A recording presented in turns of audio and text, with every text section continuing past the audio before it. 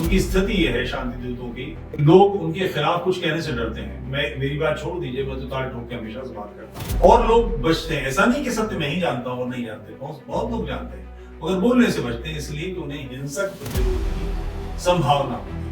विजयदशमी पर शस्त्रों का पूजन करना हमारी परंपरा है, सीमा उल्लंघन करना हमारी परंपरा है। सीमा उल्लंघन कैसे करेंगे? शस्त्र पूजन नहीं होगा तो कार्य कैसे करेंगे? आखिर जो चीज जहां खोई जाती वहीं तो मिलेगी।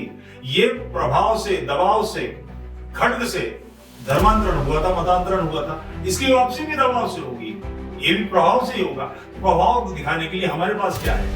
नाखून बढ़ा लें, दांत से काट खाएं, इनसे तो काम नहीं बनेगा। तो हमारे पास अनिवार्यतः शस्त्र होने चाहिए। हमको अपने जीवन की रक्षा के लिए, अपने परिवार की रक्षा के लिए आतताई का वध करने का अधिकार है, कानूनी अधिकार देता है। मगर वध कैसे करेंगे? नाखून बढ़ा लेंगे या पेट फाड़ने के लिए दांत का इस्तेमाल करेंगे? तो आवश्यक रूप से प्रत्येक हिंदू के पास शस्त्र होना ही चाहिए।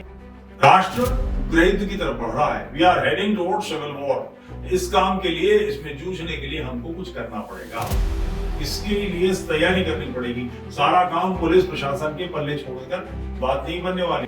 पौरुषवान बनिए, और पौरुष का प्राकट्य शस्त्रों से होता है। जय हिंद राष्ट्र। भारत पर,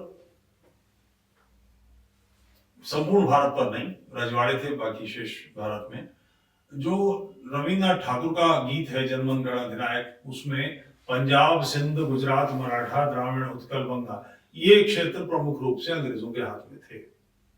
इससे यह भी प्रमाण मिलता है कि ये गीत जॉर्ज फिफ्थ की सलामी के लिए लिखा गया था, ये ईश्वर से प्रार्थना नहीं है, बहरहाल सावधानी से लिखा हुआ गीत है। तो इसमें इन क्षेत्रों में विप्लव हुआ 1857 का, और 1857 के इस विप्लव में अंग्रेजी सत्ता नहीं थी, ईस्ट इंडिया कंपनी काम करती थी। इस विप्लव के बाद ईस्ट इंडिया कंपनी खत्म कर दी गई और इसको ब्रिटिश रेजिम ने अपने हाथ में ले लिया। ये अलग बात है कि ईस्ट इंडिया कंपनी के पीछे भी ये सब लोग थे।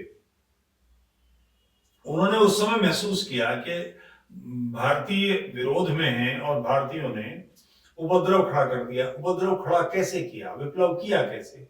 शस्त्र थे हाथ में, तो शस्त्रों का प्रयोग वर्जित कर दिया। आग्नेयास्त्र हम नहीं रखेंगे।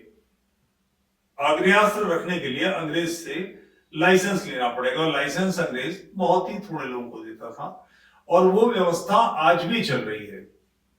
ब्रिटिश पीरियड के कानून है कि किसी क्षेत्र में, तहसील में जितने थाने होते हैं और उन थानों में जितने शस्त्र होते हैं, उसका इंटू कुछ, यानी उसके इतने गुणे अधिक शस्त्र ही लाइसेंस में दिए जाने चाहिए।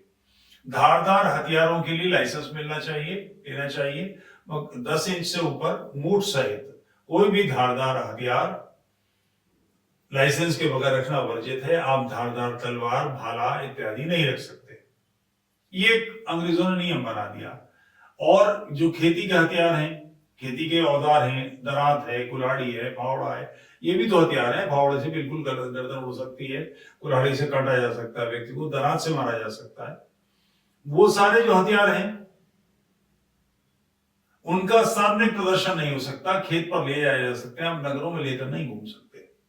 ये करने का कारण ये था कि अगर आप किसी बात के विरोध में होंगे और सरकार उस पर डंडा बजाएगी, सरकार दमन करेगी, पुलिस प्रशासन दमन करेगा, तो उसे रोकेंगे कैसे?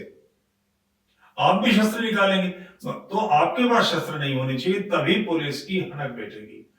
इस बात को अंग्रेजों ने इसलिए बनाया था कि वो बाहर से हमसे टैक्स का पैसा वसूल के, लूट मार करके यहां से इंग्लैंड ले जाने आए थे।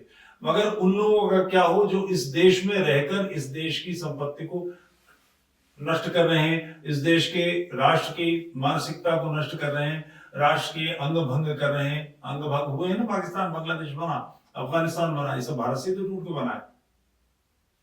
तब उनके खिलाफ आप कैसे एक्शन लेंगे? उसके लिए शस्त्र चाहिए ना, अन्यथा आप कैसे काम करेंगे? आज भी जो शांति दूतों के प्रति लोगों की मानसिकता है, उनकी स्थिति यह है शांति दूतों की, कि लोग उनके खिलाफ कुछ कहने से डरते हैं। मेरी बात छोड़ दीजिए, मैं तो ताल ठोक के हमेशा से बात करता हूं, और उसके संकट भी मेरे सिर माथे, उसमें मेरी चिंता नहीं। मगर और लोग बचते हैं। ऐसा नहीं कि सत्य मैं ही जानता हूं और नहीं जानते, बहुत बहुत लोग जानते हैं, मगर बोलने से बचते हैं इसलिए कि उन्हें हिंसक प्रतिरोध की संभावना होती है। हुआ ना लखनऊ के हमारे हिंदू महासभा के कार्यकर्ता जिन्होंने खरी खरी बातें की, उनके साथ हुआ, और भी कई बार इस तरह के हत्याकांड हुए हैं। तो अगर आपको इसका प्रतिकार करना है तो कैसे करेंगे? और दूसरी तरफ आप ये समझिए कि हम मूलतः शस्त्र पूजक समाज के लोग हैं। हमारे किसी भी देवता के हाथ में हाथ खाली नहीं है, सबके हाथों में शस्त्र हैं। हमारे पास शस्त्र नहीं है। विजयदशमी पर शस्त्रों का पूजन करना हमारी परंपरा है, सीमोल्लंघन करना हमारी परंपरा है। सीमोल्लंघन कैसे करेंगे? शस्त्र पूजन नहीं होगा तो कार्य कैसे करेंगे? लोगों ने बना लिया कलम की पूजा करो, अपने औजारों की पूजा करो, फलाने। ये चित्रगुप्त जो परंपरा के लोग हैं उन लोगों के लिए है। शेष हिंदू समाज क्या करे? और उसको शस्त्रों की आवश्यकता क्यों है? इसलिए कि एक बड़ा समाज ऐसा है जो लगातार हमारे प्रति आग्रह पूर्वक, हमारे राष्ट्र के प्रति जिद के साथ उसको नष्ट करने पे लगा हुआ है। वो भरपूर ढंग से प्रहार करता है, हमारे समाज के लोगों को किसी तरह से नोच के, फाड़ के, तोड़ के, घसीट के, पैसा देके, लड़की देके धर्मांतरित करने के काम में लगा हुआ है। धर्मांतरित से अभिप्राय मतांतरित करने के काम में लगा हुआ है, शांति दूतों में बनाने में लगा है या ईसाई बनाने में लगा है।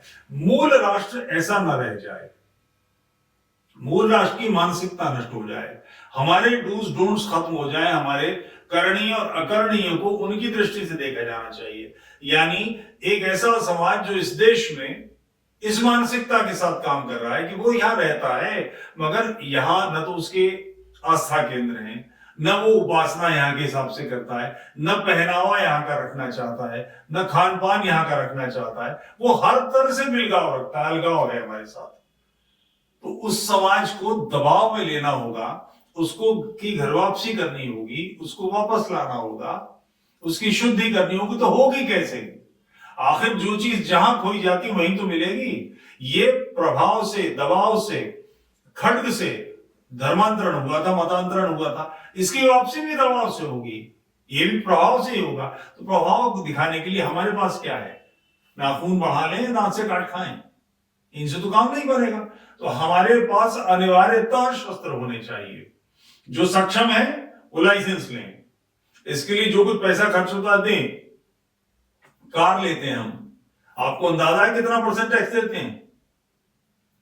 मोटा पैसा देते हैं ना हम लोग। और घर के सामान लेते हैं, बड़े अच्छे सुंदर कालीन लेकर आते हैं, तूश के, पश्मीने के शॉल लेते हैं, सोने चांदी के बर्तन लेते हैं, पत्नी के लिए, घर की महिलाओं के लिए और लोगों के लिए आभूषण लेते हैं, बड़ा प्लॉट लेते हैं, मकान बनाते हैं, इसमें हम लोग प्रीमियम देते हैं ना।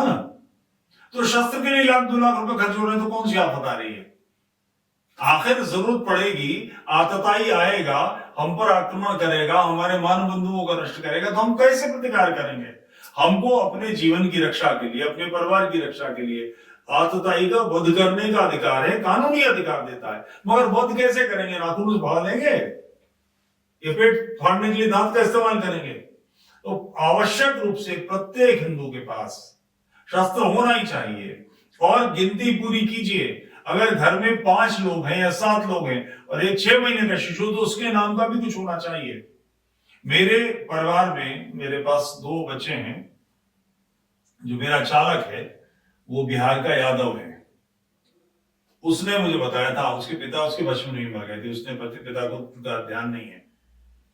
उसके दादा ने अपने तीनों पोतों के लिए वो जो लंबे वाली तलवारें होती हैं बनवाई। आप कल्पना कर सकते हैं यह है योद्धा मानसिकता।